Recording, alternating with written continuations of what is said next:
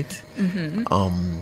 Mark Golding was there, Donna Scott Motley, Yes. Kamina Johnson Smith, I saw Dana Morris Dixon, and a lot of people from the business community, and people just had a good time. Everybody was awestruck, just walking around looking like, oh my gosh, oh my God. Yeah, it was wonderful. Yeah. I saw some good people last night. Good stuff. Yes. This morning I have some questions to ask the chairman of the Firearm Licensing Authority, Justice Glenn Brown, retired Justice Glenn Brown. And there's so much to say about this issue of the Integrity Commission report into allegations of corruption, impropriety, and irregularities in the grant, variation, and revocation of firearm licenses, storage of firearms and ammunition at the FLA. That's the title of the report I just read for you. And the first thing is to say, you wonder about why people believe that they can do communication better than experts and not take expert communication advice about managing certain situations. Because one of the first things you ask, and going by the line that the Integrity Commission uses often, which is to say a reasonable observer would say this. A reasonable observer, having listened to the details of the report, would say, well, why was Parliament not willing to publish this? Or why was the FLA desirous of going to court to change aspects of this thing before it was published, or to get a chance to respond to certain things? Why? Because there's no criminal charge emanating from the report, so why would they do that? And on the face of it, that's a reasonable thing to ask. But you look at the allegations made against individuals in the report that are standing as we speak, and depending on what happens in court, I mean, they stand forever. And you wonder about reputations. There are a couple names mentioned here that I don't know how those men are going to carry on here with people believing that they are above corruption in their current jobs and going forward. And I don't know how people will believe them if they say they didn't act corruptly when they were at the FLA, based on what is here. And that goes to the heart of what the FLA's court challenge was. And I say something on communication quickly, and I was saying it this morning. A wise man told me, Tana, a wise man who has never been a wise guy. Difference between a wise guy and a wise man. But this wise man said something about communication advice. And I'm putting it together this way to say, people take medical advice. People take legal advice. People don't take communication advice because everybody knows how to communicate. Everybody knows how to say what and when to say what. And they avoid the common sense approach, the skilled approach that people who are professionals in the area give them about managing crises and communicating in a timely and effective manner. And small things mushroom into big problems when it could have been kept small by effective and timely communication. That's all I'll say on that. But here's the thing now, retired Justice Brown, the chairman of the FLA. Why is it that at 6:42 a.m., the day after this thing was tabled in Parliament, we still haven't had a statement from the FLA defending itself? Among the claims made in the report and the conclusions drawn by the Integrity Commission, that ammunition is missing. .22 caliber ammunition is missing. The report says that over 100 and almost 200 rounds unaccounted for. My information is that the ammunition has been accounted for. My information is that there is a logical explanation as to what happened to the ammunition. That based on the age of the bags and the movement constantly in the vault over time. By the way, .22 ammunition is what they use for small game hunting, bird shooting if you may, and for training, because it's not of a caliber enough to pose a serious risk when used otherwise. You can't hunt big game. So it's small game hunting and for training purposes. That's what that ammunition is used for. But the report says that the ammunition is unaccounted for. My information is that the ammunition has been accounted for. So why, retired Justice Brown, has this information not been put into the public domain so that people can balance it against what the commission lays out in its 131-page report? The other big point from the report is that an employee, well, let's start with Callum first, that Mr. Callum was involved in a request from him for $2 million to do what he's employed to do for free.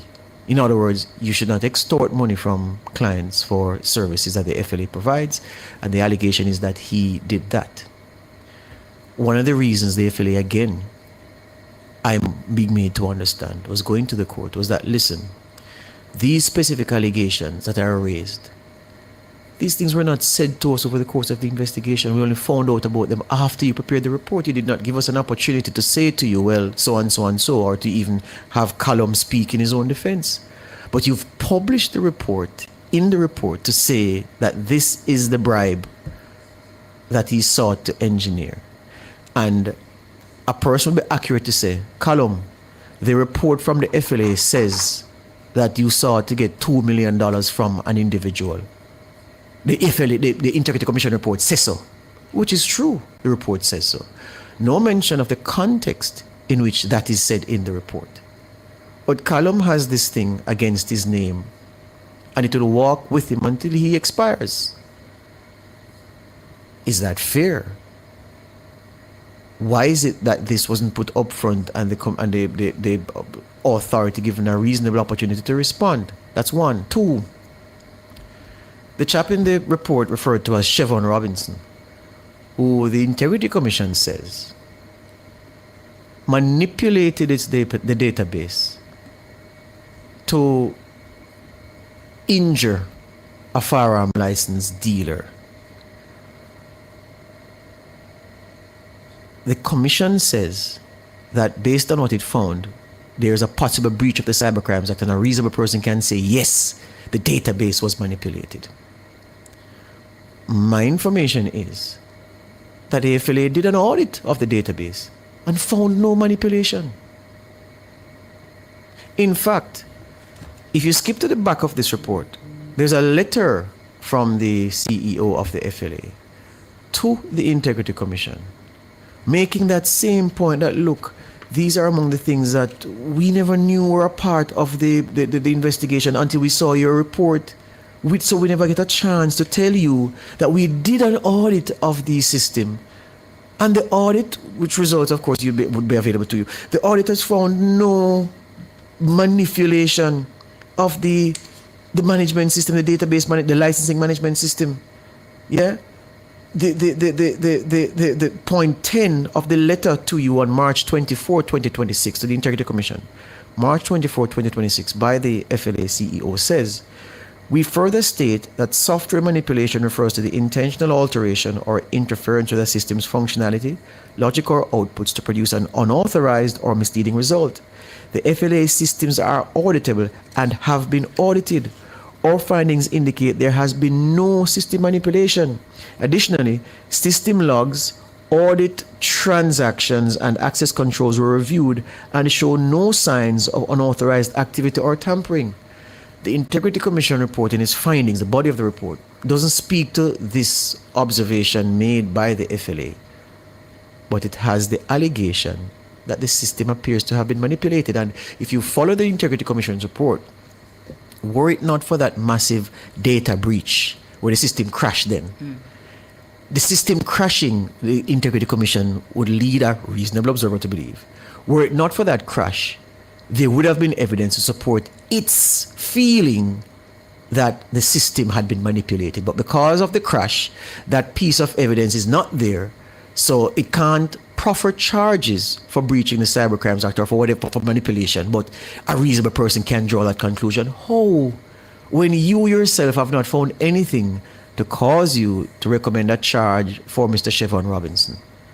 But what it boils down to, Integrity Commission, is that you're saying that you feel as if the system was manipulated, and make no mention in the body of the report about the FLA's own observation, but it's appended to the report in the letter that the FLA CEO sent to you on March 24 this year. So like Callum, with the $2 million question hanging over his head of whether or not he sought a bribe to the value of $2 million to do his job, Chevron Robinson, who's no longer at the FLA, according to the report,